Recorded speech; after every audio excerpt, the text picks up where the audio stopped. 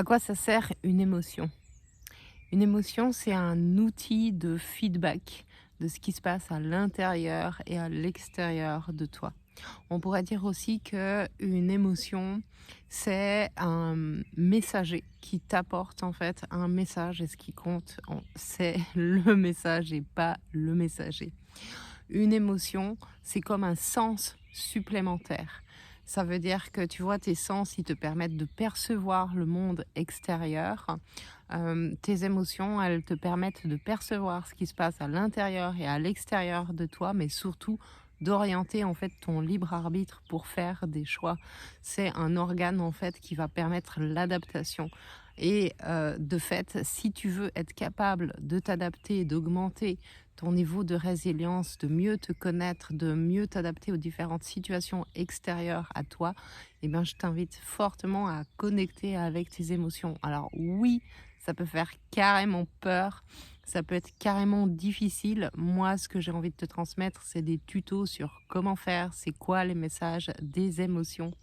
Et du coup, dans cette vidéo, j'ai juste envie de t'inviter à te dire, mais si en fait, je n'avais pas la vue, comment ça impacterait ma réalité, comment en fait ça me réduirait en termes d'adaptabilité, ce qui ne veut pas dire que tu ne trouverais pas des super solutions.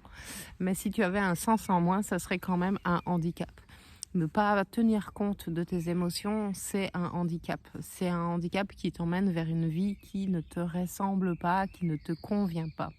Donc si aujourd'hui, tu te sens frustré, en colère, que tu as l'impression en fait que tu es au mauvais endroit, que tu te demandes en fait comment tu as fait pour faire ces choix et pour arriver là, il est possible que tu aies eu la poisse, certes, mais il est surtout possible que tu n'aies pas pris en compte en fait tes états intérieurs et tes émotions.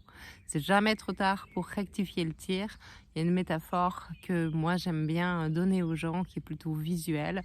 Imagine si tu étais en bateau et que tu t'orientes avec une boussole et que tu as un objectif précis qui est de suivre une ligne particulière.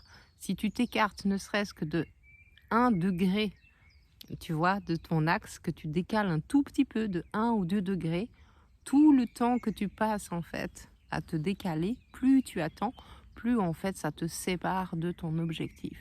Ça ne veut pas dire que la manœuvre de retour à ton axe, elle est impossible.